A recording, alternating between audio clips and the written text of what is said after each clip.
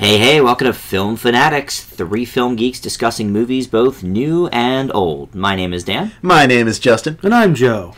We have a wide variety of new releases this week, including an action sequel, the final film from Hayao Miyazaki, and two films inspired by parts of television series. As such, our top 5 this week is our favorite films based on TV shows, and we will close the show with our usual triple feature of older movies. This week, that is Zero Dark 30, Suicide Kings, and Woody Allen's Oscar-nominated film Alice. Let's dive right in, and first up in the new releases is 300 Rise of an Empire, and that's going to be Joe. 300 Rise of an Empire is a fantasy war film which acts as a spin-off/sequel to the over-the-top gem 300. The plot takes place before, during, and after the events of the original film. Empire is directed by Noam Murrow, hopefully I didn't butcher your name, and was written and produced by Zack Snyder himself, and stars Sullivan Stapleton as Themistocles, the film's hero, and Eva Green as the main antagonist, Artemisia. It also has several actors from the previous film to reprise their roles.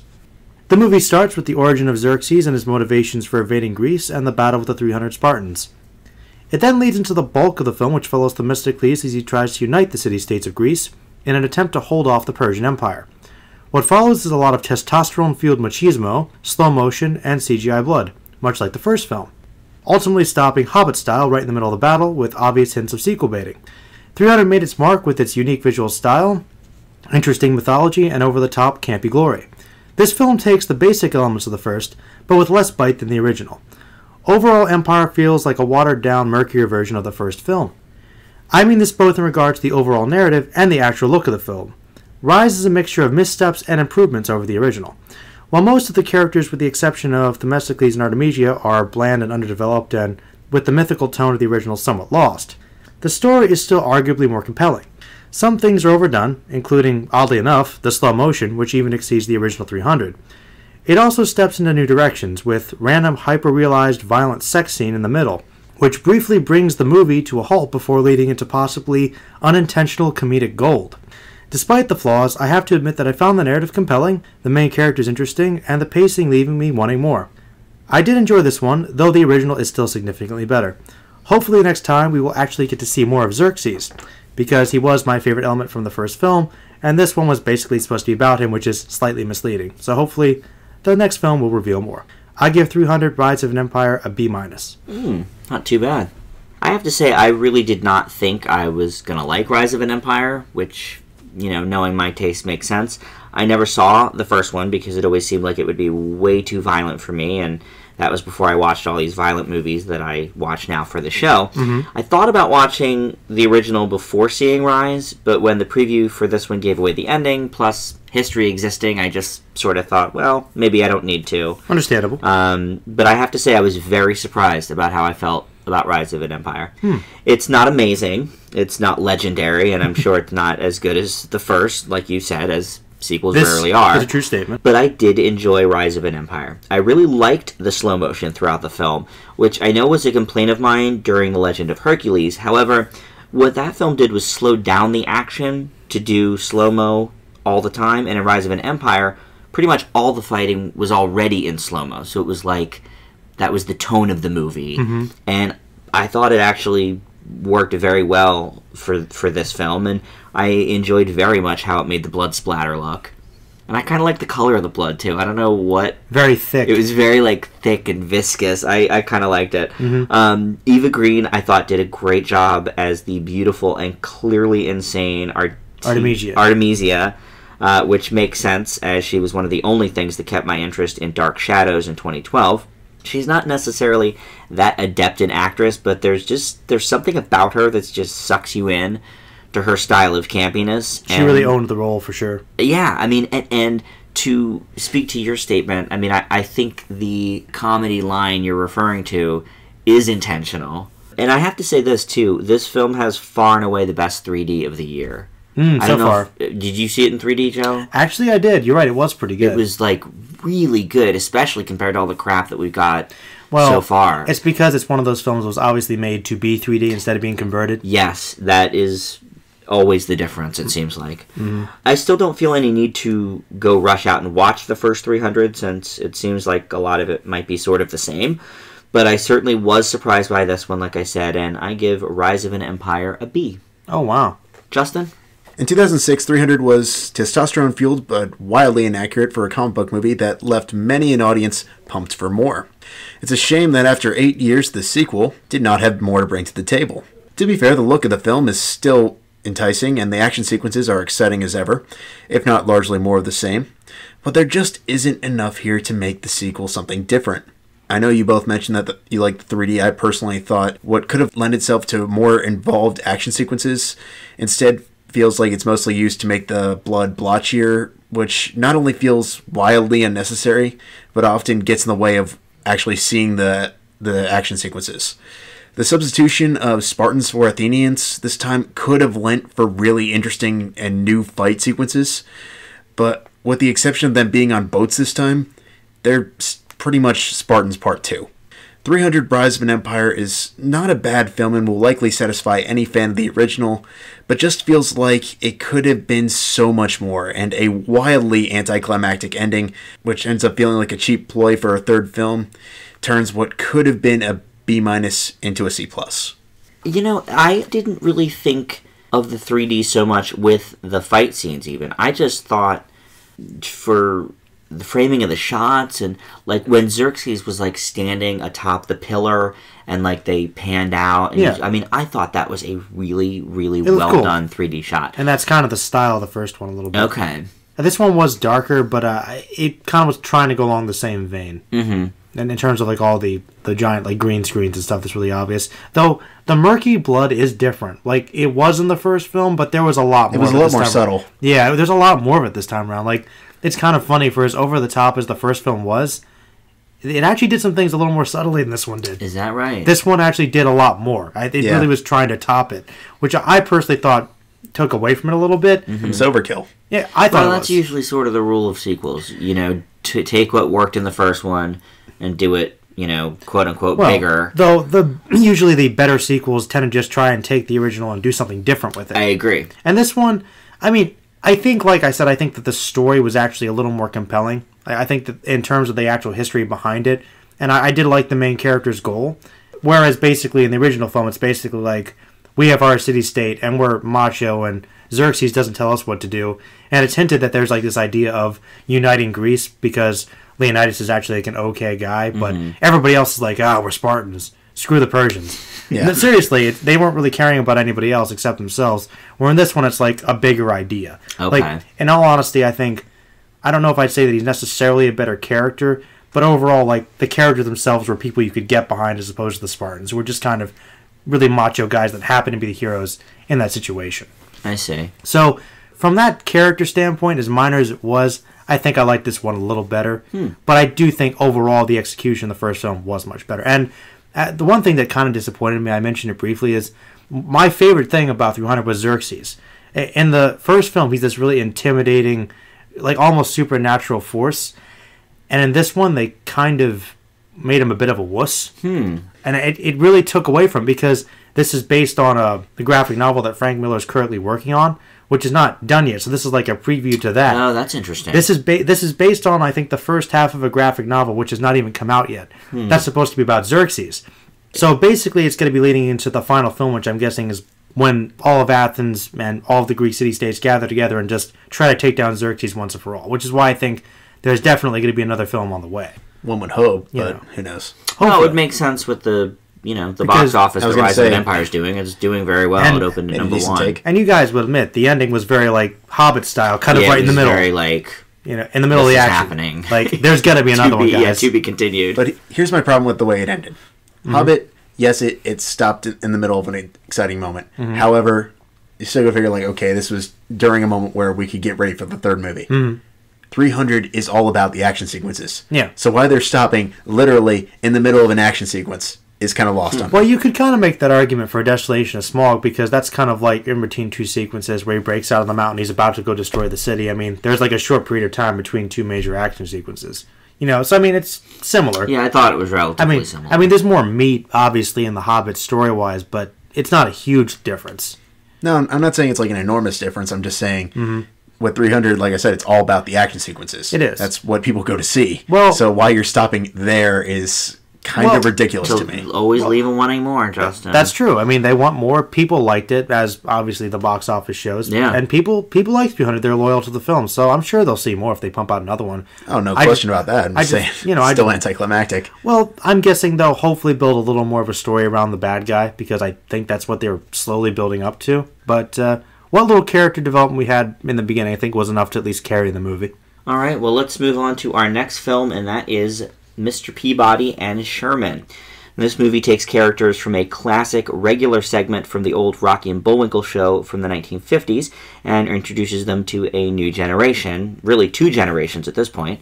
Smarter than any human, Mr. Peabody and his boy Sherman travel through time using a machine Mr. Peabody invented called the Wayback.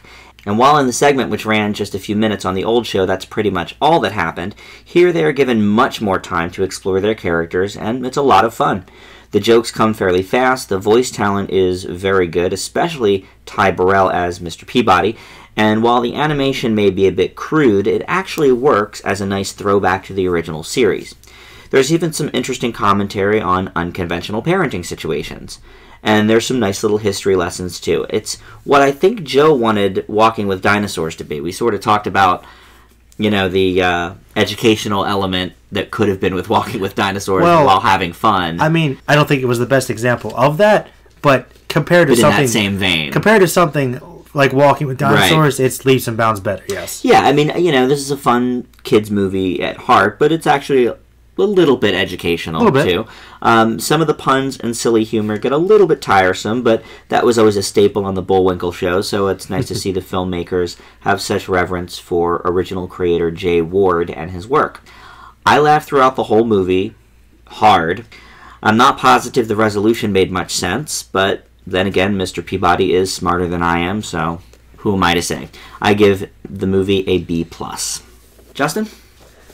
Unlike most adaptations of old cartoons, notably of recent years The Smurfs, Mr. Peabody and Sherman has the benefit of actually staying true to its roots, instead of heavily modernizing everything and cramming in numerous pop culture references into it.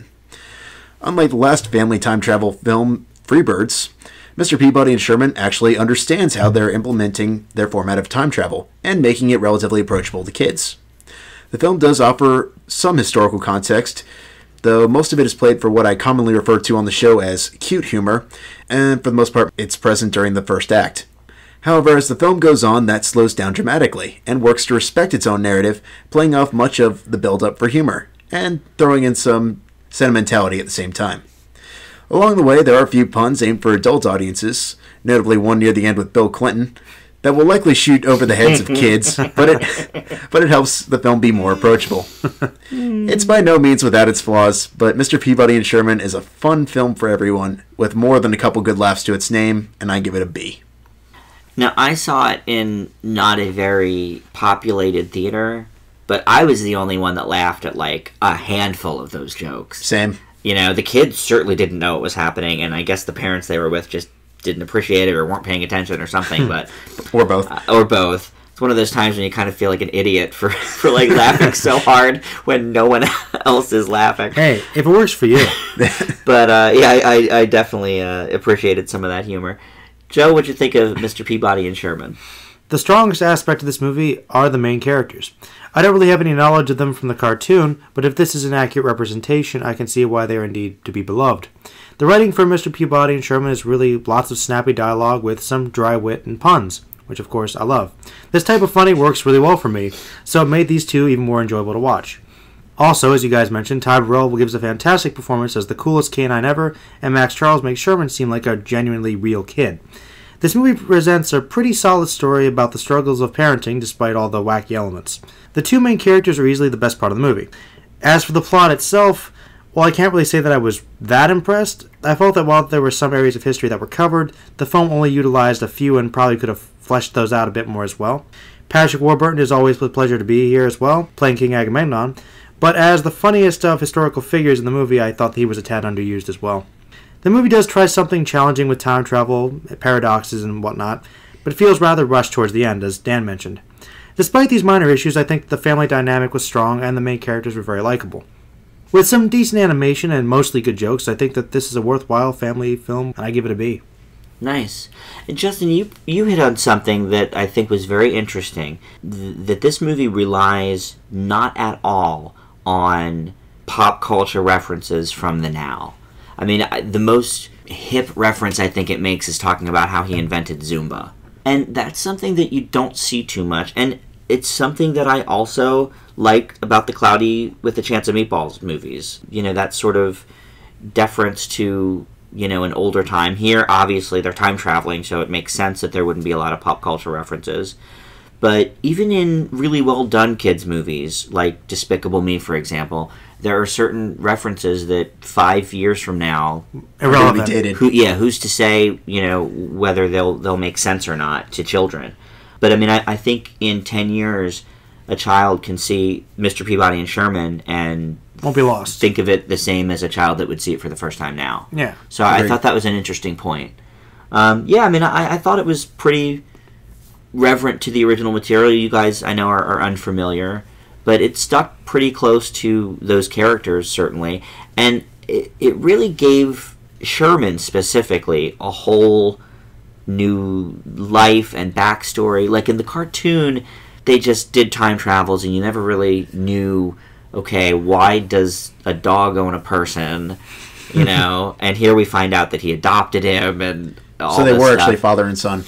I mean, that's how it was presented. Yeah, Okay. I mean, he always said, "This is my boy, Sherman." Oh, okay. Did Sherman call him Mr. Peabody on the show? He did. Instead of Dad? Okay. Yep, he definitely did. Interesting. That formal. Mm-hmm. Yeah. So it was sort of nice to see the origins of that also. What'd you guys think about the female character? Because personally, she was all right. Personally, I hated her in the beginning, and I appreciate that she had a character arc, but I did find her kind of hard to get behind throughout most of the movie. I mean, like, you know, I just thought she was kind of weighing them down a bit. She was, but at the same time, I think she's actually a pretty well-written character, if you want to talk about a grade school girl. A horrible grade school girl. A grade school bully girl. I mean, Yeah. she's pretty well-written in that regard. Yeah, I agree. I mean, yes, she's not...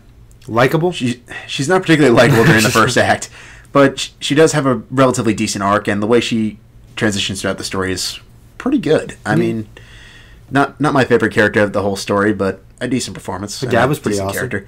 Well, who doesn't love Stephen Colbert? Her dad, I really, really liked. So you liked Patrick Warburton. He's obviously one of my favorites. Yeah. I mean, Brock Sampson from Venture Brothers, Kronk from Emperor's New Groove, among other things. Yeah, Putty from Seinfeld. Putty from Seinfeld. He was also in Big Trouble. I mean, he's been a lot. He was the Tick on the Tick show. Oh man, a lot of voice work. Like a lot of voice work. He's like one of my favorite like comedians. I just love. I love that guy's voice. I love his acting. He's just good. So I just thought I wish he had a little more to do. I thought he was a funny character. You know what I liked about the voice actors in this? They're not, other than Ty Burrell, really, and I guess Stephen Colbert and Leslie Mann, but everybody else. Stanley Tucci's kind of big. Wait, who was Stanley Tucci? Leonardo da Vinci. Hard to tell. It was hard to tell. Leonardo da Vinci was my favorite, and that makes sense why. But you know what I mean? Like, a lot of kids' movies rely heavily on... I mean, Ty Burrell is not an A-lister, you know? Like, people know him, but he's not a Steve Carell or a Brad Pitt or, you know... Typically, they try to give other people that are specifically geared toward voice work a chance to shine as opposed to getting big megastars. Right, and I thought that really worked, because the voice work in this movie is a lot better than a lot of the animated movies that we get. To be fair, a lot of on-screen actors aren't particularly trained for that type of performing, so sometimes it's a little noticeable or they'll stick out. That's not necessarily a bad thing. Just one more thing to like about Mr. Peabody and Sherman. All right, well, the other animated film we watched this week is Miyazaki's swan song, and that's The Wind Rises. Justin's going to tell us about that. Jiro Horikoshi, played by Joseph Gordon-Levitt, is a young man following his dreams of designing planes. However, as he goes back to his home in Tokyo, he bears witness to the Great Kanto earthquake of 1923 and helps the maid of a woman played by Naoko Tsutomi, played in the film by Emily Blunt, to safety, only to run into her again years later, and gives him the push he needs to follow his dreams after disappointing failure. Out of all the movies we're reviewing this week, this was the one I was the most scared and most excited to review. Director Hayao Miyazaki has made a number of great films, and many of them are considered his best. And when he announced that this film, The Wind Rises, would be his final feature film, I pondered how on earth one concludes a career of making great films. After watching this one, I feel like I have an answer. You celebrate them. As Miyazaki put it himself, his films are about embracing and enjoying life, while still offering some poignant commentary. And in The Wind Rises, he encapsulates these themes, while also capturing elements of his other films. The animation ranges from the unique use of watercolors from his film that divided audiences Ponyo, as well as creating vivid fantasy as evident in Spirited Away and Joe's favorite, Princess Mononoke, while also exploring other artistic animation formats for his landscapes that seem to reflect Impressionism. This really helps bring the anti-war message the film is trying to hit home with its disturbing but not necessarily gory imagery. However, this is paired with a narrative that tends to lose some steam near the end of the second act. It hits the right notes when it wants to, such as in the fantasy sequences with Stanley Tucci as famed Italian engineer Giovanni Caproni, but unfortunately does suffer from melodrama with the love story between Joseph Gordon-Levitt's character and Emily Blunt's. These moments start out decent, but get progressively sappy as the film goes on. And it doesn't help that Joseph Gordon-Levitt as Jiro plays his character with occasional monotone that ruins moments where he has a moment to make his character more emotional. While I am saddened to say that The Wind Rises is not Miyazaki's best, and even more so for the end of the filmmaker's directorial career, I find solace in knowing he ended on a piece that really brings out everything that was great about the man and his films. It has been an honor and a privilege watching his creations, and I give The Wind Rises a very strong B that I may bump up to a B+ before the year's out. Maybe our top 5 this week could have been Stanley Tucci voice performances. Yeah, I know, right? I forgot he was in Wind Rises too. He's got great voice work. You don't even notice him. He does. Any avid fan of film Fanatics might remember that I am just not really into anime in a general sense. Justin tried to get me into it one week for our old classic, as we talked about Spirited Away, another Miyazaki film, and it just wasn't for me. I'm not into the animation, the feel of these films. I can see how people might go for it, but I didn't like it. But when The Wind Rises came to a local theater this week, I knew I would have to see it for the show, so go in with an open mind, hope for the best. While I still don't like the general look of the animation in anime films, I don't know why. I feel like it looks primitive or something, but The Wind Rises is leaps and bounds above other anime films I've seen in its look. Some of the animation staples of anime are still here, like the awkward way things move, like, you know, how grass moves or something, or the way people cry, for example. But the cinematography here is outstanding. Subtle things like clouds moving and shadows look phenomenal. And there's just a great story here, even above the love story, which Justin kind of mentioned sort of goes back and forth in how well it's portrayed. But Jiro's love of airplane design and his work life were much more interesting to me than even the romance portion of the film. There were still some fantasy or dream sequences I could have done without. I'm not sure if all of the American voice actors hit their mark for me, but I do have to say I thought Joseph Gordon-Levitt did a really good job. He may have been a little bit monotone in some scenes, but I feel like that's what Jiro's character would have sounded like. If I may interject, just based upon most of Miyazaki's other films, the way that the main characters are written, at least the main male characters, Joseph Gordon-Levitt might have been actually listening to the Japanese voice actors and previous American voice actors that have done that, because with the exception of Ashitaka from Princess Mononoke, most of the main male characters are kind of monotone like that. You know, and I feel like if we're talking about something from, the 1920s here, he's supposed to be kind of soft-spoken, quiet guy. I didn't mind the monotone at all, I have to say. The other thing was there was just very little humor here, or else it just didn't translate well, I'm not sure. But I'm happy to say that of the few animes that I've seen on that list, The Wind Rises is the best one for me, and I actually give it a B+.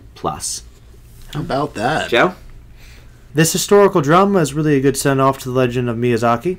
We see many of his certified tropes, from the quirky loner protagonist to the anti-war messages, fantastical visuals embedded with Japanese spiritualism, innocent romance, and of course, the wonder of flight. Miyazaki has always been an admirer of flying devices, and in nearly every one of his films, someone ends up in the air. So it is fitting that this fictionalized account of a real-life aircraft designer would be his last major achievement. We get an account of Japan between the wars through the eyes of a young idealist who lives to make his dreams a reality while trying to live in a more complicated and often tragic world. As one might expect, the overall presentation is very good. It's Miyazaki. Even at his worst, he's still pretty darn good. The visuals are beautiful in their simplicity, the music is perfectly timed and has a genuine addition to the tone. The story itself is simple, but does give a very solid foundation. While it is a visual treat and will intrigue to some extent, it does lack much of the narrative and thematic meat of his previous works, and it isn't the most experimental or groundbreaking from a visual standpoint. To put it bluntly, this film is nice and surprisingly safe. It is really just one man's journey of self-discovery with a hint of romance, with the backdrop of World War II being an outer layered context. So while this film might not have the excitement of many of his previous films, I feel that the man has already said so much in his greatest works that this one really didn't need to be as much of a standout. If anything, it is probably the director's nod to his own roots, and with Jiro being an idealized version of himself. Both being men who transcribed their dreams to reality and affected the lives of millions because of it. There are many better Miyazaki films, but this one is still pretty darn good as well, and I give it a solid B. Wow, who thought I would be the highest grade on the Miyazaki movie? What? That decidedly threw me. Wow. Holy cow. To be fair, you haven't seen a lot of his stuff. No, that is true. But maybe that's a good thing, because maybe it means I am not comparing it to other works. I'm just sort of looking at it head on for what it is. Yeah. That's true. You know? That's true. I did like your point that all of his films eventually do end up somehow in the air. I mean, with Porco Rosso, he actually is a pilot, which is a strange parallel to this one. Nearly every movie, there's a flying contraption, there's planes, there's somebody who's learning to build ships how to fly. He's always loved it. I think that makes sense, because the flying scenes had some of the best cinematography in the film. That's just one of his favorite tropes. I mean, ironically enough, I think it's Mononoke is the one where nobody ends up in the air. At least right? Not with a flying contraption of any kind. Ironically enough, though, despite it basically being a cliched trope, it always works in his movies. He does it well. He loves flight. He loves animating flight. It's one of his things, and I don't know. Clearly he does it well. He does it. I mean, it's just one of his things he liked when he was a kid, and he integrated that into his stories a lot of the time. Those were the fantasy sequences that I really enjoyed.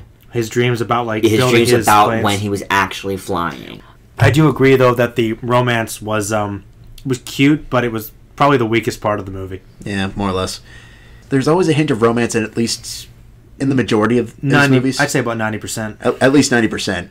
But they're usually handled in this kind of like tasteful and innocent kind of way. In this one, it's a lot more open. It is. So it's kind of weird. He usually doesn't go as forward. Normally it's like little kids who kind of have crushes and they become friends. But usually there's very little straight up romance. This one was about as close to that. Yeah, this is certainly a little more adult than that. Like, say, in Spirited Away, remember the girl and the dragon? They had sort of a little semi-romance going on. But then again, he is usually dealing with lots of younger kids in his stories, so maybe that's one reason for it. Well, I think that the romance sort of gave Jiro a nice sort of balance between, this job that he loves and then the woman that he loves. The movie is really about his two loves. Basically. And at points he has to choose between the two. Right. That is true. Actually, that was one issue I kind of had with the movie throughout most of it, was actually Jiro himself. I liked him, but for a long time I thought he was too perfect. Nothing ever bothered him. He was fine. Even though, like, the idea of his machines being corrupted for war, he was like, I'll just do what I got to do and try to. I don't like doing that. Try to ignore it. I'd say through about 2/3 of the movie, he was completely unchanged. But at the same time, Caproni makes a good point to him, which is, would you prefer a world with pyramids or would you prefer a world without pyramids? You know what? I'm glad you brought that up. I heard that line, and I wasn't sure what it meant. Was it trying to imply building pyramids implied a lot of people died to make the pyramids? Yeah, like things can be twisted for horrible, horrible reasons. But should we stop making them because of that? Yeah, I do remember that line. I didn't know what that meant either. Yeah, but now that I thought about it in context, I understood it. But, like, I guess I didn't understand the metaphor with him flying right away. I just thought that was he could have used something a little better, but I get it now. So he was implying about sacrifice. Yeah. Well, he just is subpar at metaphors, this guy. I'm sorry, that was a bit of... For a movie about flying and engineering, I mean, I guess engineering pyramids makes sense, but when they were in the dream sequence when they're flying in the sky, would you rather have a world without pyramids? I'm like, what's he smoking? I don't know what he... I'm serious, I didn't catch it, but thank you. It's a fair point. Thank you for bringing it up, though. Even despite that, I felt like he should have been a little more tortured early on. Which, I mean, he was when some of the sequences showed more of the destruction and things like that. Yeah, but it was kind of subtle. But still, I mean, I thought altogether it was a pretty good movie. I would completely agree. All right, up next we have Son of God. Oh, no. Son of God is the story of Jesus Christ, as you'd imagine from the title, boiled down to 2.5 hours from the 10-hour miniseries The Bible that ran last year on the History Channel, with a little bit of extra material that did not air on that. And when you take away the other 8 hours of the miniseries, which, to be fair, wasn't only focusing on Jesus, but you get the ultra Cliff Notes version. It's like Jesus' greatest hits, at least for the first half of this film. He performs miracle after miracle, does all the classics, may he who has never sinned cast the first stone, if you live by the sword, you die by the sword, they're all here. Once we get to the Last Supper, at least it's a little bit less condensed at that point, and some of the characters get to grow a little. But I'm just not sure who is to be impacted by the movie. Hardcore Christians have likely seen the miniseries already. I know at my church they promoted it heavily every week that it was on. But even the lightest of Christians at least know the story that it tells, and atheists are never going to watch it. Maybe it's best served to a preteen or Sunday school type audience, but I don't know.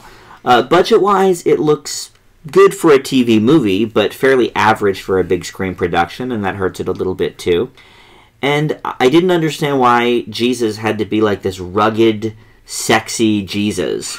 It reminds me of the Steve Coogan comedy Hamlet 2. I know neither of you saw that. But in it, he writes a show that turns the Lord into the sex symbol.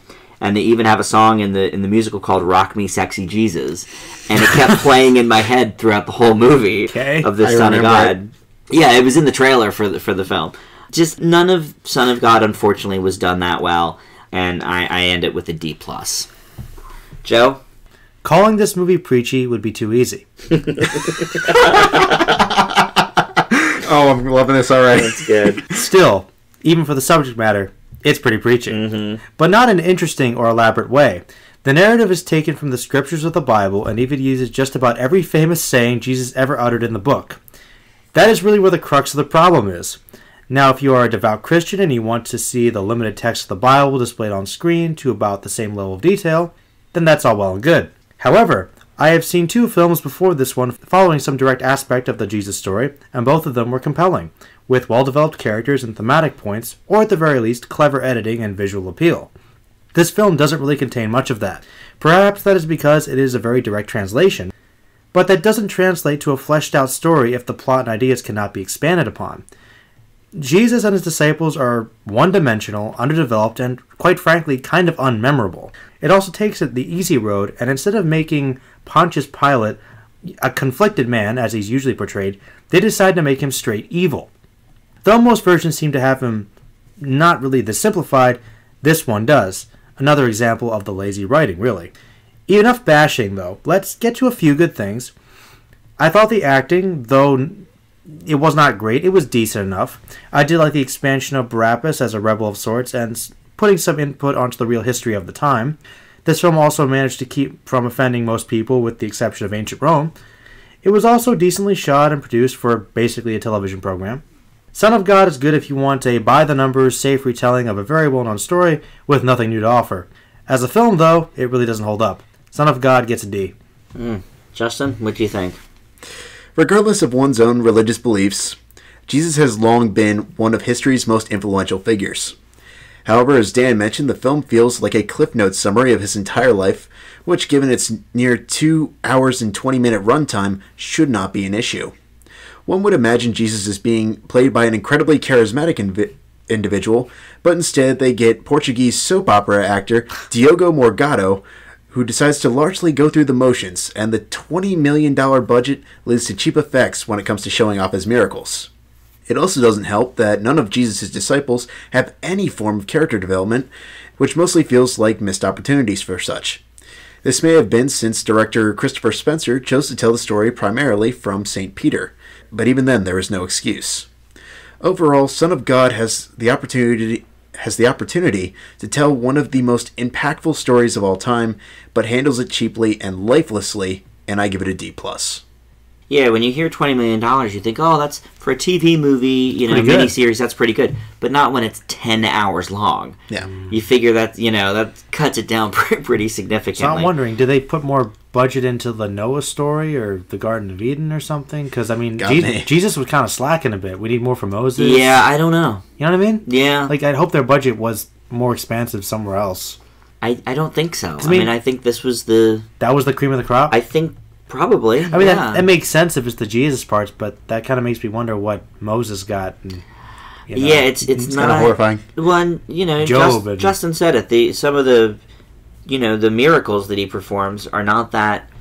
The walking on water thing was atrocious. Yeah, it was bad. I kind of like the whole multiplying of fish and bread. I mean, that was basic. Yeah, that was pretty easy though. I mean, he lifted up the thing. I mean, but that's simplified. I mean, it doesn't have to be like $2,000. I could live with that one. Out of all of his chintzy ones, that was probably the most tolerable. Healing people was good. I liked him healing people. That didn't need a lot of special effects. As a film, overall, I think we can all agree it really doesn't hold up that well. No, it doesn't. And honestly, it's surprising because the man behind it is Mark Burnett, who, don't know if you guys are familiar, but basically any reality show other than American Idol that's been a hit in the last decade, he created Survivor.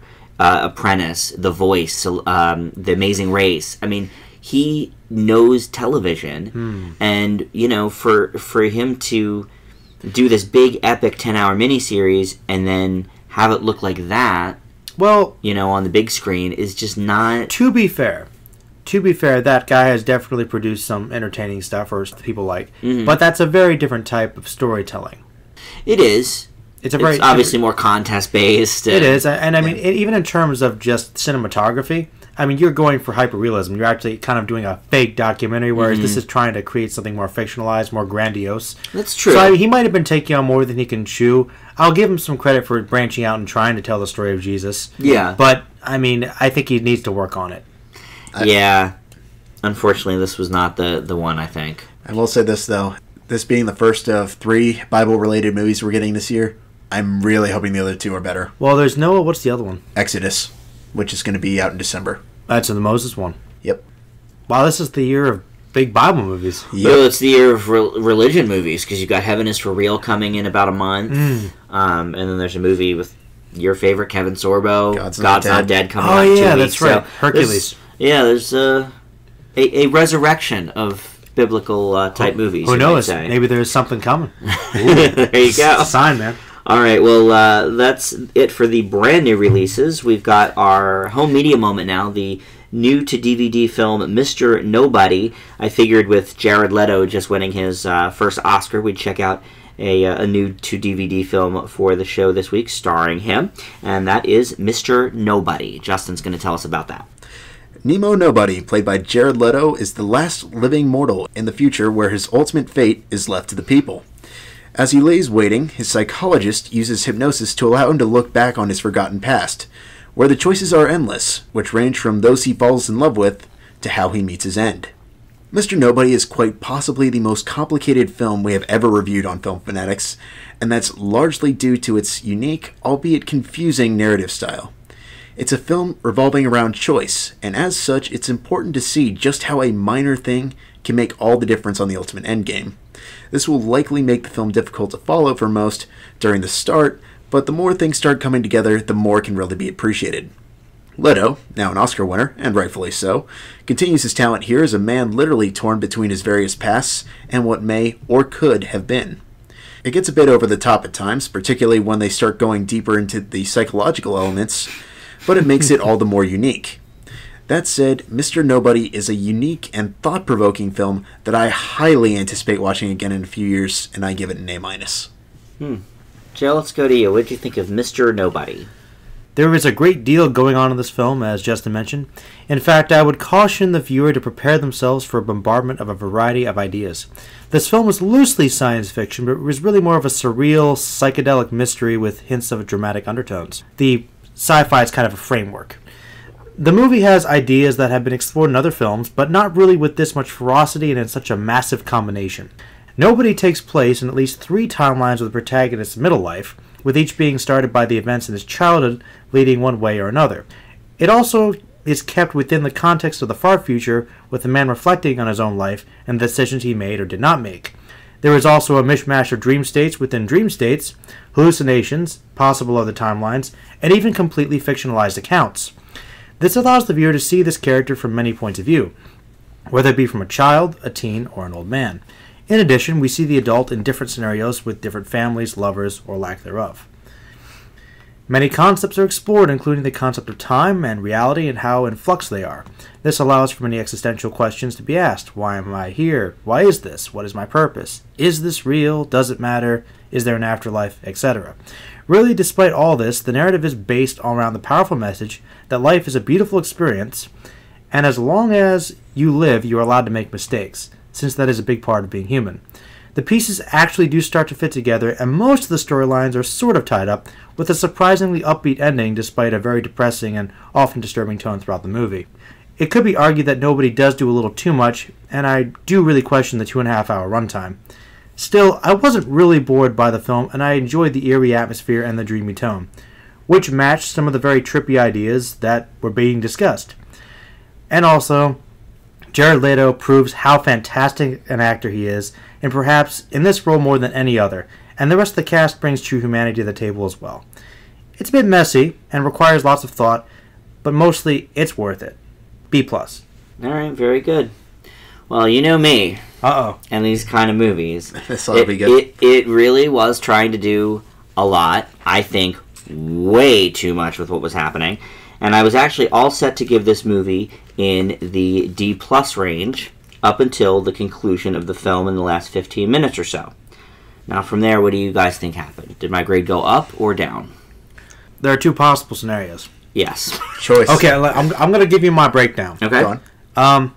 I would imagine you would hate it because... Well, actually, I'll start with the positive. Let's start with the positive. Okay. I would imagine that you might find a lot of things confusing, but it does try to tie the pieces together.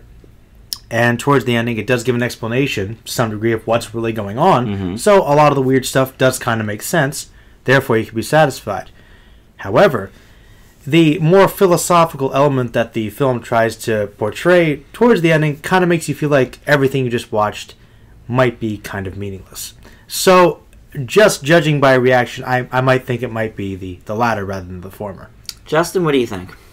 I know thought-provoking doesn't necessarily throw you off, but when it's too much, it does. Like I said, I like the way it tied up. I think that would have worked for you, but... It definitely made things make more sense. Like, I think if they hadn't had that conclusion, you would have been like, what the heck was going on? And I think it did explain things. It made the film better. Okay. Okay. It upped my grade. But I have to say, I also agree that it did sort of make the movie meaningless. In a way. In a way. Because it's like time, it's like, we're going to be reborn again and do everything again, so... What's the point? No matter what you do, anything's great, so... Right. I can just go back and... there wasn't that much of a crux to it. Yes. While I love some of the ideas of this movie... A lot of bad ideas. But there's too many of them, and it's trying way too hard to be smart and leaves too many unanswered questions about its own worlds. And for a movie that wants to so desperately be brilliant and different, which it is in some cases, it borrows so heavily a lot of stuff from other films. Now, this was in development since 2009 before a few of those films were released, like A Cloud Atlas, and there's some other ones in there, Inception obviously. But it also borrows from much older films too, Sliding Doors among them, The Matrix, and the soundtrack was a little bit of a mixed bag. Actually, so let's wait. All right. I'm glad you brought that up because you're a music guy, and you probably recognize. I liked the songs. I thought they were great songs. I really enjoyed a lot of these classic kind of upbeat songs. The problem is they were greatly contrasting the tone, and you guys, and I picked this up immediately because in the title scroll, the first minute is this kind of eerie, low electronic thing. Like, okay, we're going into a really weird, dark fantasy thing. And then it kind of picked up in the middle. Okay, so we're going to this really warped... Buddy Holly all over again. So basically the whole movie was warped. You get these somber tones, and then you get these really well-known pop songs. Well, and for a little while, they were doing this Mr. Sandman thing as a thread throughout the different worlds. There's a lot of dream which elements. I enjoyed. This makes sense. But then, They dropped after it. like an hour, they just dropped it, and we didn't hear it anymore. Because Because sometimes it wasn't a dream. You know. we were heading to a different reality. Yeah, sometimes not everything was a dream. Some things were like actually there because it was string theory and so different dimensions. But they kept going back and forth. Some of Yeah, the trans because you were jumping timelines. I understand that, but Mr. Sandman never returned. Yeah, After because the we first, weren't like, heading to that timeline. there were, like I said, there were timelines, but there were some things that were dream sequences, and there was at least one storyline that was made up, or right? that Well, at least one. the sci-fi one Yeah. was Right. supposedly the kid's imagination, Right. But you could argue So that we learned. that could be real, you know? Right. Yeah, with the soundtrack still. The tone of it didn't fit. And also, again, this movie just wants to be so brilliant. And it's like, really, Where Is My Mind by the Pixies for a drug-fueled scene? Wow, where have I seen that? Oh, every other movie. I will admit that was a little on the nose. It was, yeah, I mean, like, let's Great try. song, though, so it did It's a kinda good distract me. song, which Yeah. is why everyone uses I it. got Fight Club flashbacks Right, again. like Fight Club, it's kind of a funny story, used it. Veronica Mars used it in an episode. Like, it's just enough with it. Well, I think all right. To briefly defend that, there is a reason I think they picked those particular songs, including that one. Most of the film, the character's life, takes place in the 70s and 80s, so they were trying That's to pick true. well-known songs from those periods. That might be why. Now, why they were all upbeat and we didn't get like Black Sabbath or anything, I don't know. Maybe Yeah. that's just the director's taste or the soundtrack guy's taste. I mean, I'm not sure. I don't think it necessarily fit. But anyway, like I said, the most original parts of this film are good, but some of them go largely undeveloped. Leto, as you guys both mentioned, obviously gives a great performance. In every role he has in the movie. Yeah, well, yeah, that's for sure. But Mr. Nobody suffers from throwing too much at its audience and not giving nearly enough back. And I give it a C. All right. Mixed bag for It's you. better than D+, so I'll take it. I think it's certainly one of those, like, love it or hate it. Maybe another watch would help, but I don't want to watch it again. Like, it's one of those movies where it's like you've seen it once and you're cool. I'm actually would kind of agree. I feel like I could go back and watch it again. I think it's worth watching again. But it was a trial to get through. Like, Yeah. 2.5 hours was a bit long, Yeah. I think. And there were just too many things that weren't ever explained. They never, unless I missed it, explained why he is the last mortal being. Like, why was he passed over for the thing that everyone else did? That's because... Did they say that? Actually, you know what? They never did explain why They he never specifically explained was. it. And it was, think, like, bizarre. well, in the story that he's writing when he's a kid about going to Mars, it was like he was cryogenically frozen, and he might have survived the accident that occurs later on the space station if that was another alternate universe. Or if that Right. was real. If it was real at But all. who's to say? I don't know. Honestly, Yeah. I think that part might have been metaphorical because you could argue the whole thing was a dream anyway. What is real, after all? It's true. So, I honestly don't know. All right. Well, let's move on to our top 5, shall we? This is our top 5 movies based on television series, and sort of in reference to Son of God being from the Bible miniseries, Peabody and Sherman being from the old Rocky and Bullwinkle cartoon. So let's start with Joe and your top 5 movies based on television shows. My number 5, Serenity.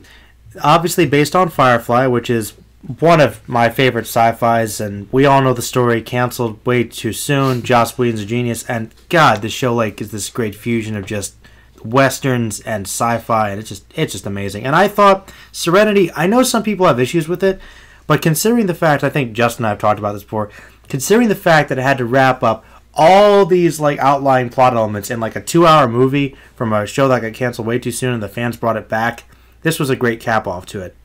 Number 4, X-Files, the movie. Sorry, Fight the Future, right? Not I Want to Believe.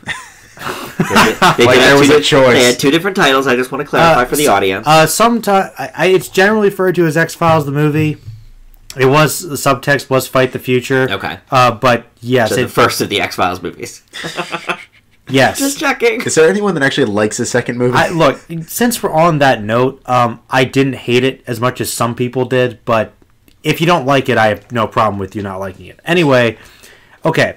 This one I know is a bit of a controversial choice. I think, though, ironically, I haven't heard too many people dislike it. I don't know. Apparently some people do not like it, but I've never met anybody. I think the general audience of the show liked it. people that went in with no knowledge of X-Files, Right. they might not really know what's going on. But Right. fans of the show, as far as I know, liked it. This actually would have been a pretty decent conclusion for the whole show.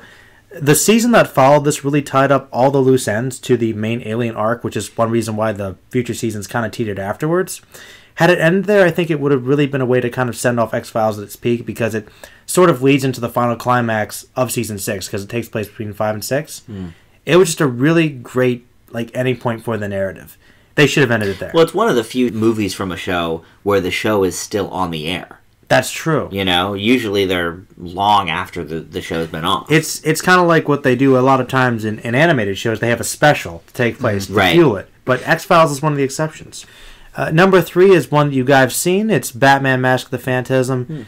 Great movie based on a great show, and is made by, the creators of one of the best Batman movies ever, using arguably the best version of the character.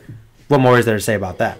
Number 2, Cowboy Bebop Knocking on Heaven's Door, has all the elements that made the anime series an influential classic, and it tells a great story with amazing visuals and a soundtrack that is mostly jazz, believe it or not, that I love, and I believe it to be superior to the show that it is based on, which a lot of people disagree on, but it is fantastic and probably one of the best anime movies I've ever seen. Oh, very cool. I would like to mention, I did think about putting that one on my list. I do actually really like the movie. However, in contrast to the actual series, it's a side story, and more so a subplot, which basically ends up becoming pointless by the finale. Well, that's a good point. But considering the fact that it's an episodic series, most of the episodes are kind of pointless to the overall story. No. So it's true. It kind of showcases what Bebop does best. But yeah. I do agree the main arc from the series is really good. But that was 5 episodes. Yeah. So Fair point. But in 2 hours, it really did the best it could. But thank you. It's a good point, Justin. All right, well, I'm going to go with mine. And it's actually an interesting point that you just brought up about that, Justin, about the episodic nature, because you might be shocked that the Simpsons movie is not in my top 5. Holy cow. I actually considered putting it on mine. It was on there for a little while, and then I decided to rearrange a few things.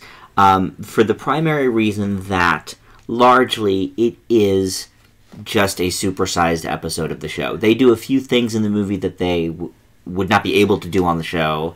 Otto smoking pot, for example, Marge cursing.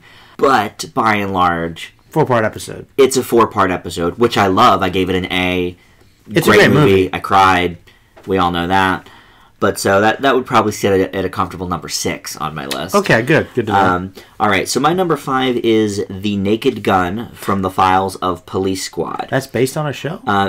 Police Squad. Police Squad is a TV show that ran for 6 episodes in the early 80s on ABC. Huh. And the reason... We talked about this last week, actually, when we talked about Airplane, with the Zucker brothers. I absolutely love this movie. I think it's possibly the funniest movie that's ever been made. Why is it number 5? Because when it says from the Files of Police Squad, it's not kidding. The show was so forgotten before the movie came out. It recycles a lot of jokes from the show. So if you watch the 6 episodes of the show, there's a fair amount of the same jokes that are in the movie, which I'm fine with because they're hilarious jokes. And it does have, obviously, a completely separate storyline and plot, but a lot of the jokes are the same, so that's why I put that at number 5. My number 4 is 21 Jump Street. I was not a hardcore fan of the original show, but I did watch it. It was one of Fox's first programs to go on the air in 1987, and it was obviously a drama show, which does not hold up, and it's sort of a joke when you watch it now, which is why it's brilliant that they made a comedy movie out of it. And I think Channing Tatum and Jonah Hill are a great duo, good comedic team. 22 Jump Street comes out this summer. Cannot wait to see that. It was on my top 5 most anticipated when we did that last year. Number 3 is the original Muppet movie, the one from 1979. Oh, wow. This is a fantastic movie, and it's something that, A, completely holds up today. I actually just watched it today just to see if it still held up the way I remembered it. And I don't necessarily recognize all of the stars that they had on, as I'm sure kids now don't know who Jason Segel is yet, or Amy Adams. But there were still a few super huge names in that movie. Mel Brooks, Steve Martin, Richard Pryor, many others. Bob Hope. But what was so great about the Muppet movie is, and I'm reading the Jim Henson biography right now and actually just read the part about how they did some of the stuff in the movie, is you don't realize how much work goes into actually, I mean, we all think of them as people. You know, Fozzie, Miss Piggy, Kermit, they're all like our buddies. But it takes a lot of work to actually make them look that good. And in the Rainbow Connection sequence, when Kermit is literally strumming a guitar, I learned from this book that Jim Henson was literally underwater in a tank for hours on end, reaching up out of the swamp to make that work. It's crazy. So it's crazy. And also to consider that up until the Muppet movie came out, the Muppets were only ever in a studio on a closed set, you know, doing the Muppet Show. This was their first foray out into the real world. So, like, out on the street would be out a on big the show. street. A lot of times we saw their legs for the very first time because they'd be walking. And watching it again today, I was just blown away by how good it is. So that's my number Big 3. Bird cameo. But okay, so number 2 is Star Trek. Now this is the 2009 J.J. Abrams reboot, mainly because I haven't seen a whole lot of the original films. But what's great about this is if you're not a Trek fan, if you've never seen Trek before, it doesn't really matter. The story is so good, and the characters you sort of get developed as it goes along very well. And of course, if you are a Trek fan, then you know the little nods are great. But I think it's a movie that everybody can pretty much enjoy if you're a fan of action movies or sci-fi. So Not a bad choice. number 2. All right, Justin, let's hear yours. Number 5, 21 Jump Street. It's one of the few times a TV series has been reimagined as something else in a genre, and it's actually worked. Jonah Hill and Channing Tatum actually have chemistry, and that's much more that can be said for most buddy movies nowadays. And despite changes to the tones, it still adds more than a couple clever touches to the show that show that they haven't forgotten their roots. Number 4, I'm sure Joe will be happy about, and that is Batman: Mask of the Phantasm. Ooh. What can I say? It's a film that truly did not get enough credit during its theatrical run. It just captures the dark and gritty nature of the show fearlessly, and in 70 minutes, it tells a compelling and somewhat suspenseful Batman story that has never a dull moment. And there aren't many movies that one could say that about. Number 3 is South Park: Bigger, Longer, I and knew that was would be coming. on there. I knew that was Yeah. coming. I mean, Justin classic. I mean, what can I say? It's what I like to call universal hilarity. Newcomers to the series can still find it as funny as the people that watch it frequently. It's encapsulates everything that made South Park what it is, with outrageous, over-the-top narratives paired with really witty commentary. I mean, the stuff about the MPAA in that movie is all the more relevant today. And if nothing else, it has some of the funniest and most over-the-top song numbers ever done. It's up there. And my number 2, The Fugitive. The tension between Harrison Ford and Tommy Lee Jones is phenomenal, and it really does show how well the two mediums end up complementing each other when it's in the right hands. Well, Justin, that really was on the short list, but then I thought about Tommy Lee Jones and just realized that I don't care. You actually were going to put that on your list, but you and I both went with movies of which we had seen the show. Yeah, I was trying to be fair, say like I like the show, therefore compliment that, but Fugitive definitely was on the short list because that's a really good movie, but I confess I've never seen the show, though I've heard it's good. I haven't either. It's a classic, yeah, I've never seen it either. They don't run it. I'm sure you could find it on DVD. You know, even when I was a kid, they didn't really run it. It was one of those things that they could have it was really big in its run, but it just sort of disappeared. Yeah. All right, well, what's your number 1, Joe? Yes. One of the Star Treks, but I'm not the original Star Trek the Motion Picture. You're very, very close. Oh, 6. Of course. No, The Wrath of Khan, All right. obviously. How stupid am I? No, motion picture, I don't hate it as much as everyone else does, but then again, I like all Trek things. It is true. All right, it's true. I mean, even the worst, I think, are entertaining, except for Insurrection. Anyway. Proceed. I mean, I don't think anyone's really going to argue with this. It's classic. The most direct sequel from any of the movies based on the show, or any of the shows, whether it be TOS or Next Gen, more any of the following films, this was both a nostalgic treat for original fans and a really strong science fiction masterpiece in general, bringing back one of the show's most iconic villains and pitting him against the crew of the Enterprise in a tale of vengeance, forgiveness, and epic space battles. This is very comfortably at my number 1. Very good. All right, well, my number one is the Brady Bunch movie. Okay, all right. I did not see that coming. All right. I knew it was going to be on there. So let's talk about it. Please do. Neither of you have seen it, I know. I know. I think I saw like a little bit when I was a kid. Okay. The Brady Bunch movie is one of the most brilliant parody movies of that I've ever seen, because it is kind of a parody Of Brady Bunch? of the Brady Bunch. What they do in the movie, the basic synopsis is that it's the Brady Bunch in the 90s. That's when it was made. But they still have all of their Brady Bunchy values Of the 70s. Of the 70s.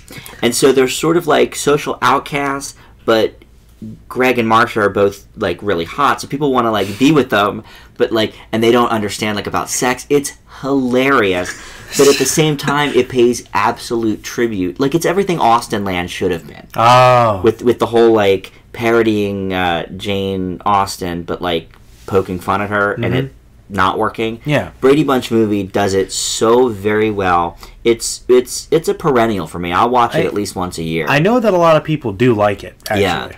And the thing is, when it came out, maybe not so much these days, but when it came out in the mid-90s, the Brady Bunch was basically a show that every living person had seen at that point. I don't know if kids now know what it is, really. Well, maybe a little bit. I don't know about you, Justin, but I remember when I was a kid that they syndicated it a lot. I was going to say, I've actually watched the Brady Bunch pretty thoroughly. I've seen a couple episodes. Well, I mean, like little kids now. Oh, I don't know if a 10-year-old now knows what the Brady Bunch is. Maybe not. You know, back in the mid-90s, they still ran it all the time and everything. And so it was a movie that everybody could kind of get behind because they had seen the show, so everyone's automatically in on the joke. To me, it is a comedy classic. All right, Justin? My number one, The Untouchables. Easily one of the best TV adaptations of all time, if not one of the best movies. Forgot that was a show. Forgot about that, yeah. To be honest. Shortens the overall number of the iconic Untouchables, but less is truly more. It's dark, it's edgy, even for the 80s, but no question an absolute thrill ride from start to finish. Yeah, you always forget that was the movie has so eclipsed. It overshadows it completely. Yeah. All right. Well, good lists all around. Yeah, absolutely. That was a fun one. All right. Well, let's move now into our triple feature, and this is our new classic, which is a movie that has been released over the past couple of years. The old classic this week chosen by Joe, Suicide Kings, and our Oscar A to Z takes us to 1990 this week for Woody Allen's Alice. First up, though, is Zero Dark 30, which is the dramatic retelling of the story of SEAL Team 6 killing Osama bin Laden. But more importantly for the film, it tells the story of Maya Lambert, played by Jessica Chastain in an Oscar-nominated role, a U.S. Central Intelligence Agency officer, and her decade-long quest to find bin Laden and have him killed in the aftermath of the September 11th attacks on American soil. Her trials and tribulations include participating in the torture of suspected al-Qaeda members, intense scrutiny and resistance from her higher-ups at all stages, and years of chasing leads that go nowhere, until eventually she hits on something, and the rest is quite literally history. Directing Catherine Bigelow, no stranger to wartime drama, as she won an Oscar for The Hurt Locker a few years back, has a very keen eye for when to intensify a situation, when to hold back, and when to let the dialogue speak for itself. It worked for her in The Hurt Locker, and it works here as well. Chastain is phenomenal and can also be credited for this being such a fantastic film. Now, some people have criticized the torture scenes of the film as either being too intense or as promoting the idea of torture. I did not find them to be too intense, and as you may have heard in previous shows, I had to turn away several times in Lone Survivor, just as an example. As for the other critique, I'm not going to get into politics on this show, but I mean, that did happen all over during this war, and I don't think the film is glorifying it, just telling it as part of the story. The other criticism this film had is in the pacing. I personally didn't find it to be slow, even on a second watch. And we watched this for New Classic after Justin and I had watched 2 movies, then the 4-hour Oscars, and then this movie for 2 hours and 40 minutes, and still I didn't think it was slow. I give Zero Dark 30 a very enthusiastic A. Joe, what'd you think? Well, first off, I mean, James Gandolfini's in it, so Yeah, James Gandolfini has a role in it, which he always seems to I forgot about. Yeah, he does. He pops up as like a government agent in random movies after Sopranos. Just was like his thing for a while. Yeah, he was like the government guy. There was another movie he did where he played another similar role, except a little more antagonistic or something. But he popped up in roles like that a lot. This movie apparently caused much controversy, as some claimed that it was justifying torture as being a worthwhile way to get results in interrogating terrorists in the search for bin Laden and others. Some also apparently stated that it was condemning it. I didn't really see either point, though. I think that it was trying to present the facts without glorifying anything too much. Though it is impossible since it is a fictionalization, this story does seem to present the people and the circumstances involved in it with relative honesty. The film is long and done in such a hyperreal state that you can feel the long search and struggle for those people who went through the long journey to try and find bin Laden. That being said, the acting is very good and the story does take on a fairly straightforward episodic style to keep the audience from getting lost. Jessica Chastain holds up the film by doing much of the dramatic lifting and is supported enough fairly well though by the other cast members. That being said, the film does feel a tad stretched out at points, though it is saved by an action-packed finale with the soldiers on the final mission. Though I kind of wish this had been a different film entirely, as the Splinter Cell / SOCOM style reminded me of a video game or a modern war movie. I enjoyed it though, but I felt it didn't really complement the rest of the film. Still, the climax is rewarding, both in reality and for Chastain's character. The film was honest, blunt, and not really trying to push any agendas as far as I can see. Yeah, I think those are false criticisms, to be honest. I was looking for that, and I didn't see it.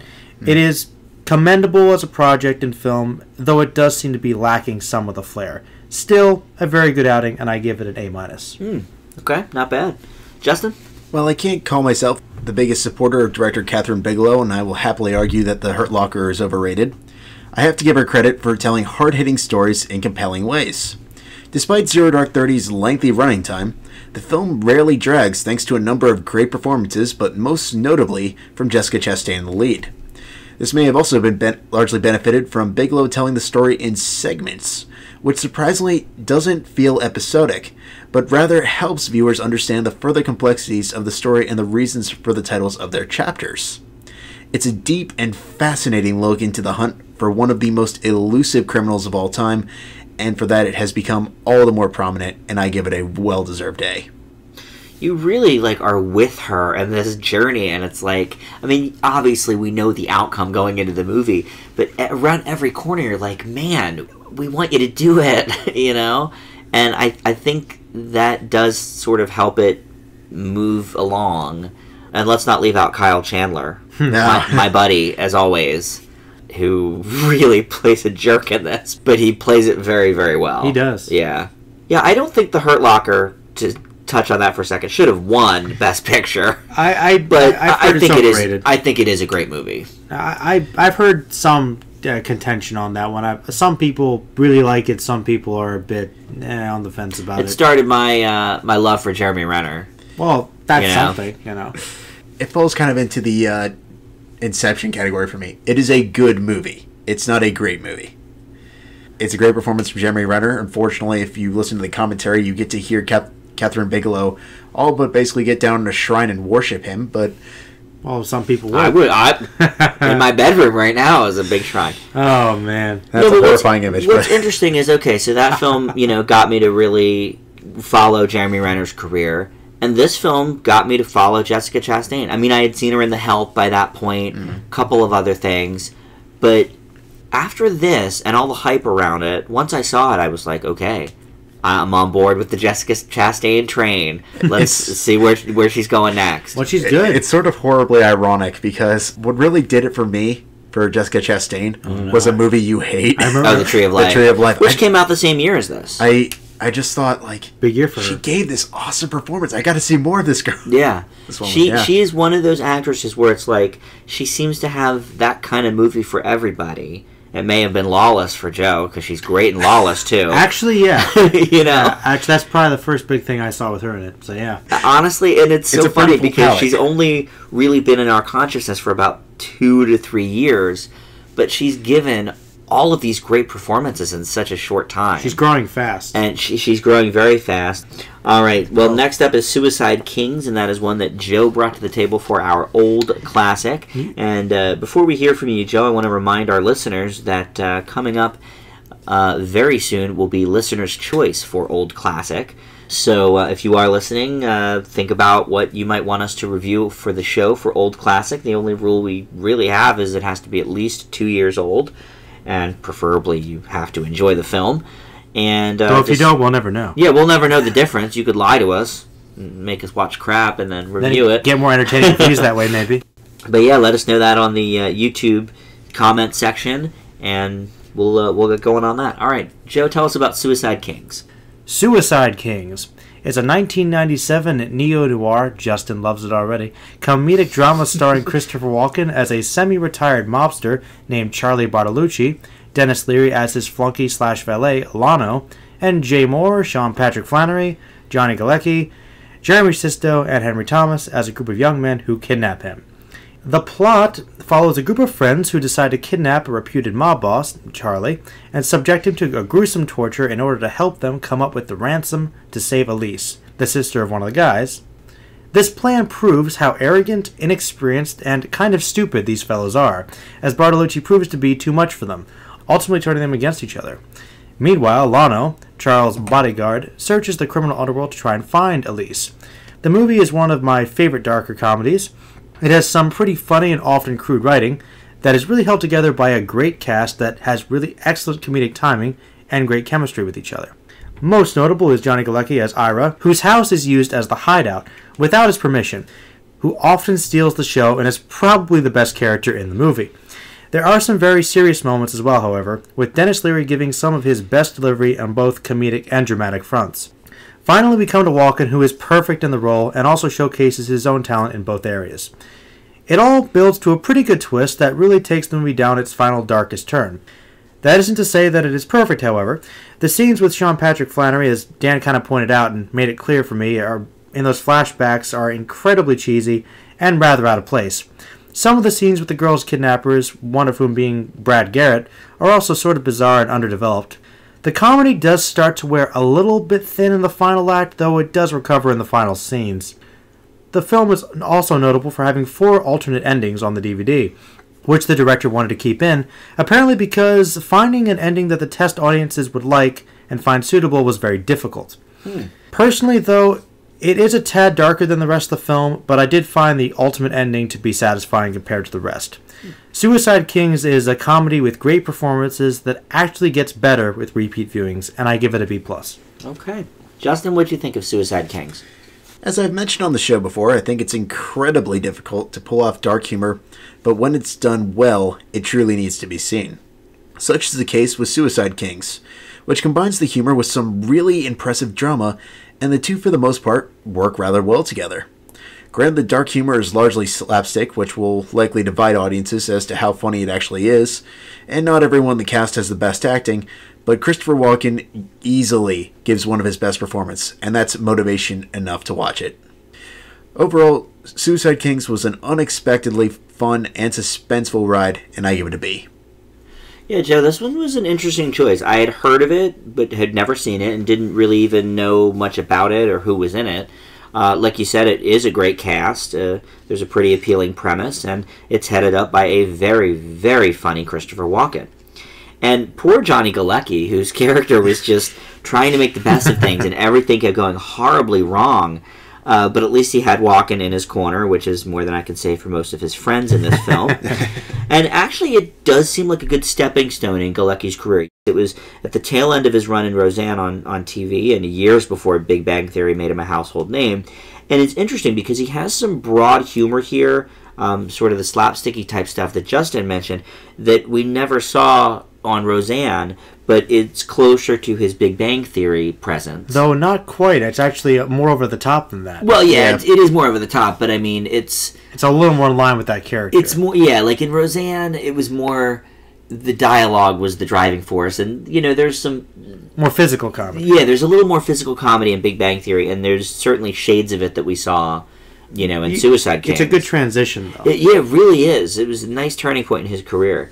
But anyway, Unfortunately, the scenes not in the house or with Walken fall dreadfully flat. The cast is padded out with enjoyable stars. You mentioned a few of them: Dennis Leary, Brad Garrett, Jay Moore, of course. But the Leary and Garrett scenes are just not nearly as enjoyable as the ones with Walken. So for that, I give Suicide Kings a B-. But it is interesting to hear that it gets better with repeat viewings, like you mentioned, Joe. Well, the thing is, I have watched it a couple times, and this is the first time I watched it in a couple years. I just kind of grabbed it because I was in a rush to get over here, and I actually liked it just as much or better than the last time I watched it. Well, that's good. I can see it. So, I mean, I've watched it several times, and I really enjoy it. Yeah, I'd be interested to see if you want to bring it over again some night. I'd be interested to see the other endings. Actually, I have it. I still have it if you guys want to quickly look at it, because years ago, I've had it since I was 16, I watched them. I think there's 3 or 4 endings, and there's also commentary where he explains the different ideas for it. And there are alternate ones. There's one where they get away. There's a bunch of different ones. And apparently, the one that he chose is the one that audiences liked the best. Okay, and you like it the best. I think... I was satisfied with it. I mean, were you satisfied with, for sure, with what happened to certain people? For sure. Yeah. So, right. Good pick. Thanks. Yeah, very interesting one. All right, well, finally we have Alice, a Woody Allen film for which he was nominated in 1990 for Best Original Screenplay. And Justin's going to tell us about that. Alice Tate, played by Mia Farrow, is a married woman dealing with Catholic guilt over her feelings for another man. Jazz musician Joe Ruffalo, played by Joe Mantegna. To deal with these feelings, she seeks out the help of Asian herbalist Dr. Yang, played by Kie Luke, I hope I pronounced that right, who helps her discover through hypnosis and mysterious invisibility what she really wants. Woody Allen, when he does fantasy correct, tends to incorporate it without making it feel ridiculous. This is evident in some of his best films, such as Midnight in Paris and one of my personal favorites, The Purple Rose of Cairo. But here, he suffers immensely from said matters. The motif of Alice going outside herself to get a perspective on how the world views her sounds interesting on paper, but after about a third of which it happens, it just comes off as goofy. This doesn't help when Allen inserts a strange subplot involving the ghost of Alice's former lover, Ed, played by Alec Baldwin. Oh, yeah. So terrible. We'll be getting to him, too, my review. Yeah. Not only is there no need for his character whatsoever, but the majority of his antics are just too much for what the film is trying to do. That said, the acting is decent, there's some comedy to be had, albeit it is scarce, and the film is surprisingly well shot and edited. Alice is not going to be to everyone's liking, but it does have a few things going for it, and for that, I'll give it a C+. I don't think that the editing and the shots that were in it are that surprising. I mean, it's Woody Allen. At this point, he had been doing movies for 25 years. Justin, I want to ask you a question. Go on. Since you know Alan probably a little better than I do. Not by much, I assure you. Well, not by much, but trust me, you've probably seen a few more. What did you think about the soundtrack? It's okay. Wasn't anything worth writing home about. Because personally, the soundtrack annoyed me. But we'll get to that later. He tends to use the same type of soundtrack for every movie. It's not all sometimes of them. It works. Sleeper was different. Sleeper was ragtimey. Sleeper was ragtimey, that is true. Sleeper was different, but this is it's jazzy, low melodies that are kind of upbeat, but it's very it's a legitimate point. Restrained. It's just it's kind of quaint, quirky. It's a little obnoxious. Doesn't work for this particular film. I didn't quite get it, but that's just. Well, I wanted to at least ask you about that. I don't know. I thought that kind of disrupted the tone that they were going for. But go ahead, Dan. Okay. Among the Woody Allen movies I've seen, Alice is in the middle of the pack. Of just the ones we've reviewed recently for the show, it's not nearly as good as Sleeper or Blue Jasmine, and of some other recent films, it's far better than To Room with Love. It's one of the quote-unquote quirky funny movies in the Allen canon, and some of those work very well, and some of them fall on their faces. This one doesn't really do either, it just sort of does what it does. It just sort of exists. Mia Farrow does well enough with the role, and Joe Mantegna shines as always. But I'm not sure all of the Alice in Wonderland metaphors really work, or even if any of them really do. And when you take that away, there's just not much left to work with. As Justin pointed out, the Alec Baldwin side plot is completely a throwaway. And as usual with Woody Allen, he gets the best from his actors, and I did enjoy his directing choices, specifically in those through-the-looking-glass-infused scenes, but he could have done so much more with them script-wise. But like I said, Alice is just in the middle of the pack, so I'm going to give it a C. Well, I'll just start by saying I like Mia Farrow. She's good too. She's a good actress, Yeah, a classic actress. She's good. I liked her. I didn't think her performance was amazing in this, but she's good. Yeah. Joe Mantegna, always like him. Fat Tony. Yep, love him. Also Go was Fat Tony. star of one of my favorite TV movies, Last Dawn. Alec Baldwin, mixed feelings. But anyway, I will start by saying that I was intrigued by this film's premise at first. I felt that the character's plight, as she was a simple-minded woman stuck in a bad relationship, was somewhat understandable.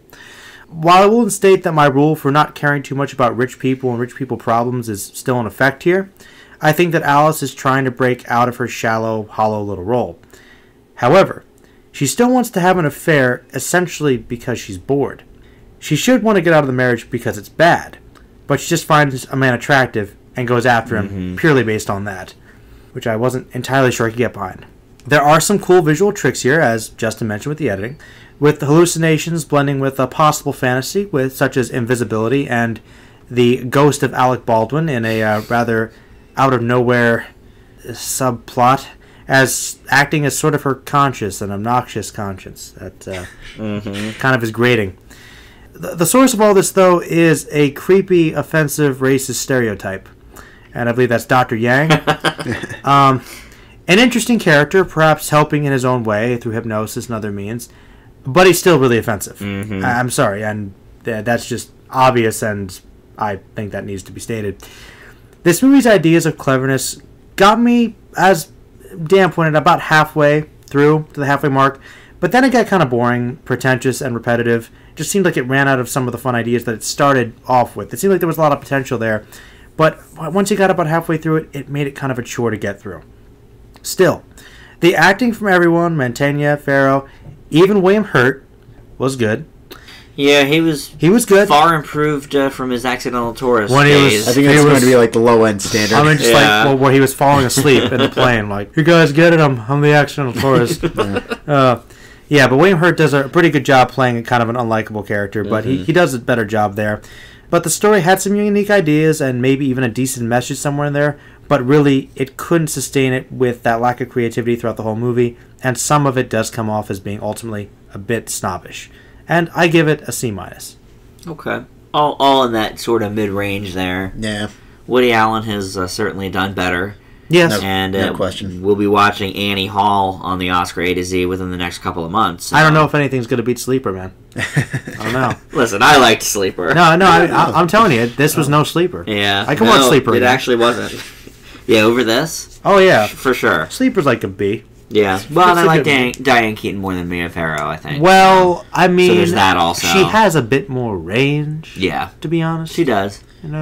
Although, as Justin and I pointed out when we were watching Alice, Mia Farrow had a good turn in Be Kind, Rewind. As the older woman. You're right. Remember? You're right. I forgot about that. That was the only thing I've really seen her in the recent, 10, 15 years. Yeah, she was kind of big in the 60s. Yeah, she was more like 70s actress. She had her time. 70s, 80s. She did. All right, well, that is going to do it for the show this week. Get us those old classic ideas. Let us know on the Facebook group, Film Fanatics with an exclamation point, where you can also see our 5-word reviews every week. Joe, anything going on your YouTube channel? I just posted a review with my friend Alex. We're talking about some new comics, the reboot to Miss Marvel. There is a Pakistani Muslim as a superhero. Really? And it's actually a good issue. And Loki has been reincarnated as something of a hero now, modeled more after the movies, Loki, Agent of Asgard. So those are some new comic book issues if you guys want to check them out. Other than that, I'm going to put up my review for 300 with all my friends. Oh, cool. So that you guys can probably check that out. We all reviewed it in my car afterwards, and everybody's yelling over each other, but I'm sure it'll be entertaining. Nice. That's going to do it for the show this week. Thanks so much for listening, and we'll see you back here next week. Bye.